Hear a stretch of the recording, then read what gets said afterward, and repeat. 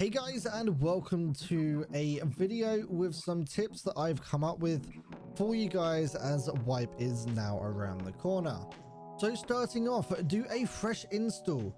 That will help make sure there isn't any issues with the game updates. Sometimes it can cause crashing and other issues if you don't do a fresh install. So I actually had this recently.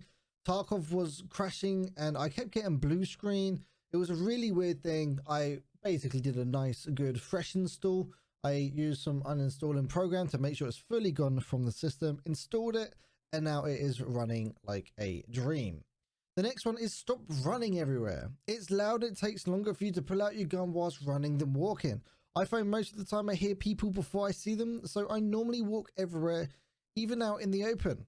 So if I'm moving from one cover to another cover, I will normally just walk and don't rush. I must admit I do go as a crow flies, so I do actually walk in the straight line, but that isn't something that you actually really want to do.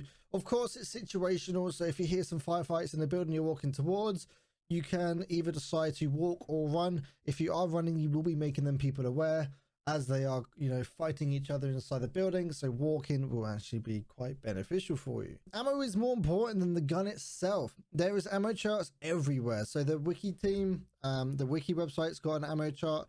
You got EFT-ammo. There's plenty of resources out there showing you what the ammo charts, and I will link below. But the gun is all it does is fire the bullet. So if you're going to run your gun on single fire mode, which is actually what I do, it just means that you control your gun more and you can control where your actual bullets are going. But yeah, make sure you actually do your research when it does come to the ammunition.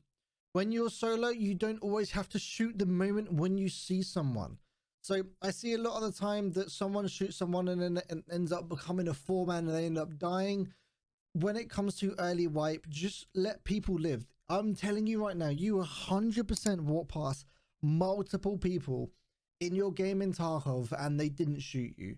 So, and you can see that yourself alive, you'll make your day happier because you get in a firefight and you know, there might end up being more people, or vice versa. You end up just making it out, which is a benefit to you, especially when you're doing task stuff. Make sure that you actually right peek corners and not left peek. Your character sees out of his right eye and also holds his gun on the right hand side of his body, which basically means that you're going to be showcasing a lot less when it comes to the right side of your body compared to the left side. Now, left side does actually have the ability to see further around the corner. There is another mechanic there. Later on, you will be able to change your shoulders where you're actually shoulder firing from. But when you are actually getting ready for your fights and that kind of stuff, make sure you right peek. It is, in fact, worth running from, let's say you're in a hallway and you can only left peek. It is actually worth running to the other side of the hallway so that you actually have the ability to right peek. Also, don't forget about your cigarettes for mechanic. He's going to need 5 of each kind apart from the Apollo. So don't forget to grab them. A lot of people do also forget. Don't forget you can change your fire mode. Early game, the bigger caliber, so like, the 7.62 for the SKS, the AKM, basically the 7.62 guns will hurt a lot more than the smaller arms. Obviously, if you're going to be going for leg met and all that kind of stuff, it's the smaller arms is good for that. But when it comes to your gun, make sure you switch your fire mode, because the AKM kicks like an absolute nutcase. But if you whack it on single fire and then tap as fast as you can, I find personally that it's still more controllable than actually shooting my AKM in full auto. And it also means that you preserve your bullets. So if you happen to find some BP lying around, you can end up using that. Especially another gun is in the SA58. You get that from a scav runs if you were to do your scav runs. And even from the raiders inside of reserve, they do also drop SA58s. So running that on a single fire means that you can do a lot more damage. You're a lot more accurate compared to the full auto where the guns just end up pointing in the sky after like 3 or so shots. When you're moving around, make sure your gun is always at head height. I see so many people staring at the ground because they want to have a great field of view or something along the lines of that. You need to stop doing that. If you have your gun at chest height or head height, it is 100% more beneficial for you. You don't need to move your gun so much. So when you're actually lifting your gun up, you don't overshoot. All you need to think about is the horizontal, not the vertical.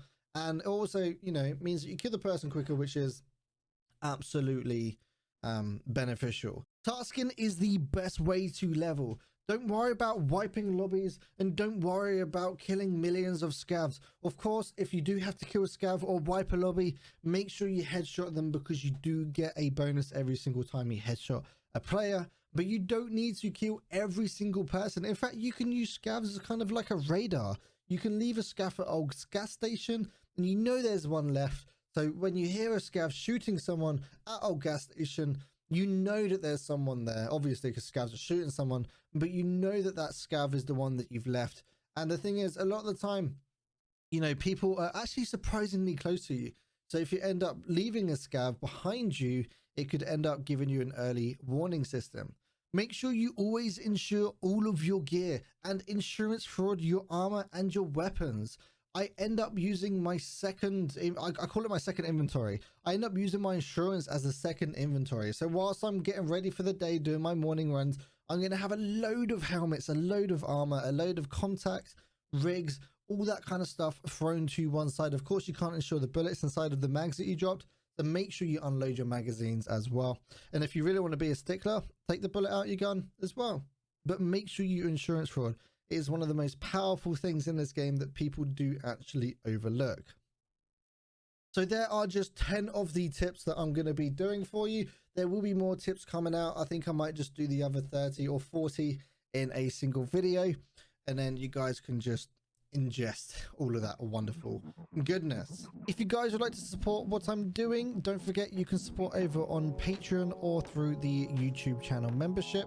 And a big thank you to everyone who supports this channel, and especially to Freddie and Justin for your Raider tiers.